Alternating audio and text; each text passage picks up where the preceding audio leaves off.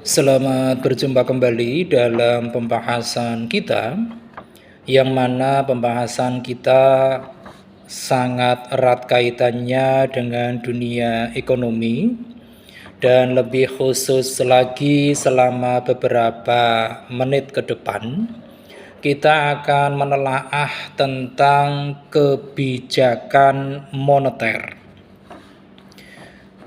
Kita tahu bahwa salah satu indikator dari keberhasilan pembangunan di bidang ekonomi adalah bagaimana otoritas moneter ini mengambil suatu kebijakan yang mana kebijakan-kebijakan tersebut dapat mendukung terciptanya pertumbuhan ekonomi serta yang mengandung efek kemakmuran bagi seluruh rakyatnya.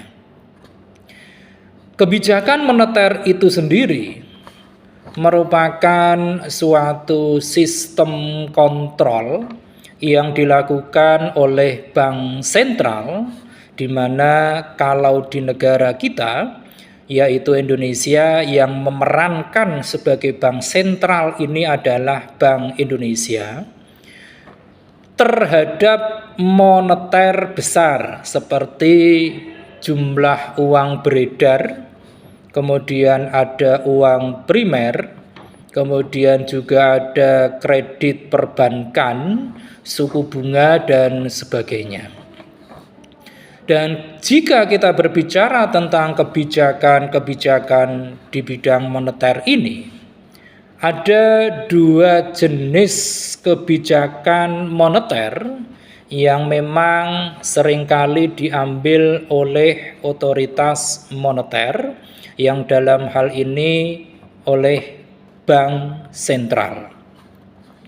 Jenis pertama dari kebijakan moneter itu adalah kebijakan moneter ekspansif. Kalau kita berbicara tentang kebijakan moneter ekspansif ini, maka itu merupakan tindakan untuk merangsang pemulihan perekonomian, utamanya ketika perekonomian sedang mengalami kontraksi ataupun resesi. Nah, misalnya, karena adanya pandemi, maka perekonomian selama pandemi tersebut telah mengalami suatu tingkat penurunan yang cukup tajam, yang berefek kepada kelesuan ekonomi itu sendiri. Maka dari itu, pada saat itu, Bank sentral yang dalam hal ini adalah Bank Indonesia menerapkan suatu kebijakan yang salah satunya adalah dengan menurunkan tingkat suku bunga. Yang ini memiliki tujuan untuk mengatasi kemiskinan dan juga dalam rangka meningkatkan daya beli masyarakat. Ini adalah kebijakan moneter ekspansif. Kemudian yang kedua adalah kebijakan moneter kontraktif, di mana untuk kebijakan moneter kontraktif ini merupakan tindakan yang mempertahankan suku bunga jangka pendek pada tingkat yang lebih tinggi dari biasanya, atau bisa juga dengan mengurangi jumlah uang yang beredar, yang mana langkah ini dimaksudkan untuk mengurangi pertumbuhan ekonomi dalam jangka pendek, dan juga untuk menurunkan inflasi tentunya. Akan tetapi, jika kebijakan ini diterapkan secara agresif, maka ini juga akan menimbulkan suatu keadaan yang bisa memicu terjadinya kelesuan ekonomi. Dan kelesuan-kelesuan dalam bidang ekonomi ini kalau dibiarkan dalam jangka waktu yang cukup lama akan bisa memunculkan keadaan di mana terjadi resesi ekonomi. Ini adalah dua jenis kebijakan moneter, ekspansif dan kontraktif. Nah, di dalam kebijakan moneter ini ada beberapa instrumen yang memang menjadi sangat penting untuk diambil oleh otoritas moneter dalam rangka menjaga perekonomian tetap dalam koridor aman-aman saja. Instrumen-instrumen yang ada di dalam pengambilan kebijakan moneter ini, di antaranya yang pertama yaitu kebijakan diskonto atau tingkat diskonto. Instrumen kebijakan diskonto ini mengukur tingkat suku bunga bank, yang mana kondisi ini utamanya kondisi peminjaman dana antar bank.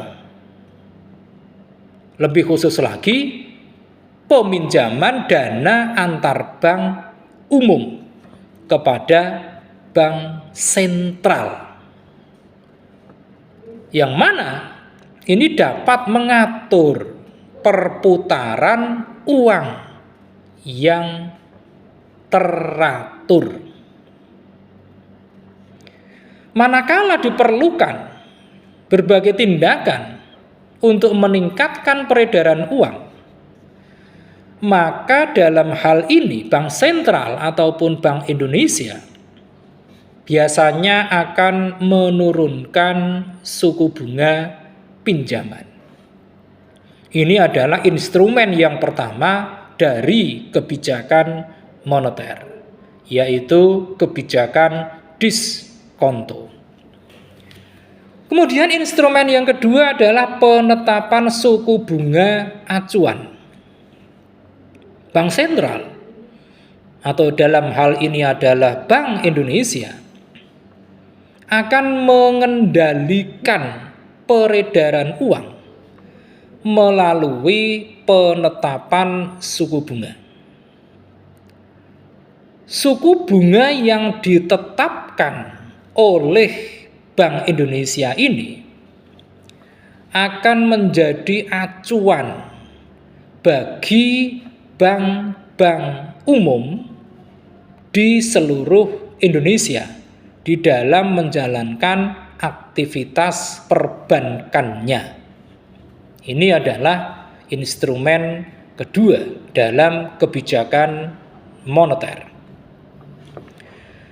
Kemudian instrumen yang ketiga yaitu dengan operasi pasar terbuka. Operasi pasar terbuka ini diambil manakala pemerintah mengendalikan peredaran uang melalui penjualan ataupun pembelian berbagai surat berharga pemerintah. Jika Bank Sentral membeli surat berharga, maka harganya biasanya akan mengalami kenaikan. Dan ini pun akan diikuti dengan penurunan tingkat suku bunga. Dan juga jumlah uang yang beredar akan meningkat. Tetapi kondisi tersebut akan mengalami keadaan yang sebaliknya. Untuk menekan jumlah uang yang beredar, maka bank sentral akan menjual surat berharga.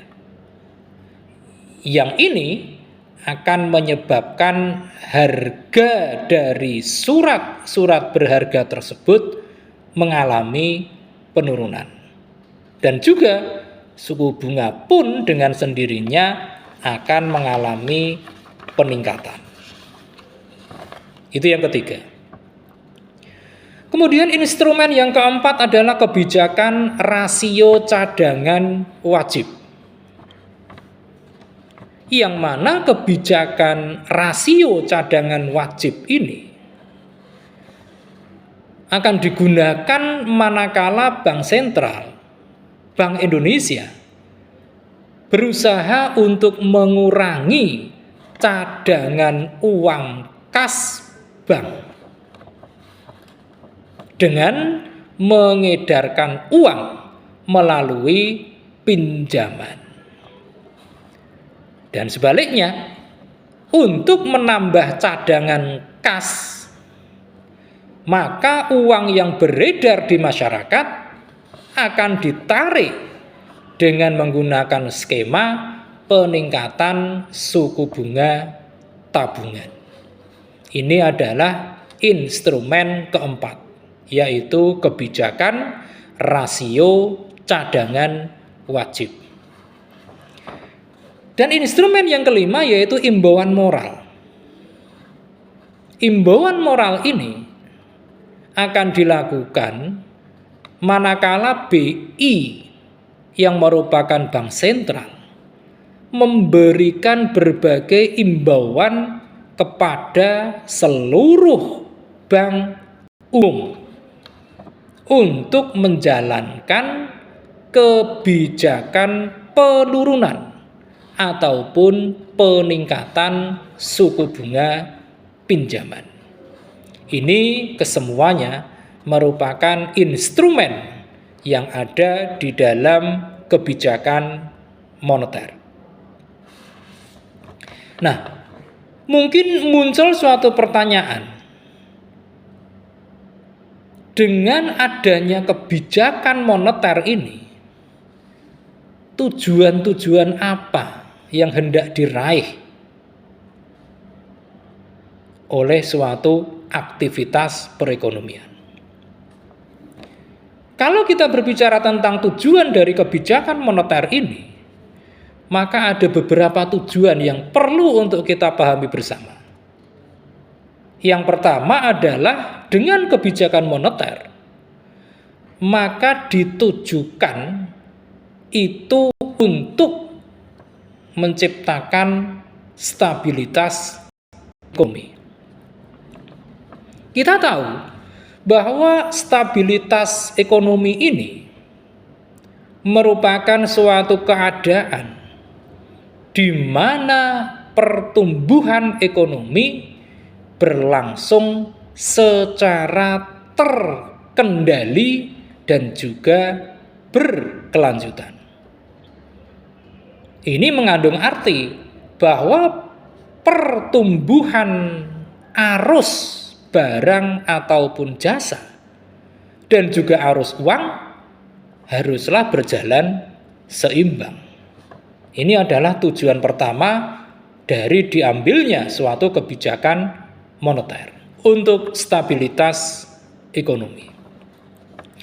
Kemudian tujuan yang kedua adalah untuk menjaga pertumbuhan ekonomi. Pertumbuhan ekonomi ini akan dapat dijaga antara lain dengan berbagai langkah, seperti menciptakan stabilitas harga, kemudian juga bisa dengan meningkatkan kesempatan kerja, atau juga dengan memperbaiki posisi neraca perdagangan, dan neraca pembayaran.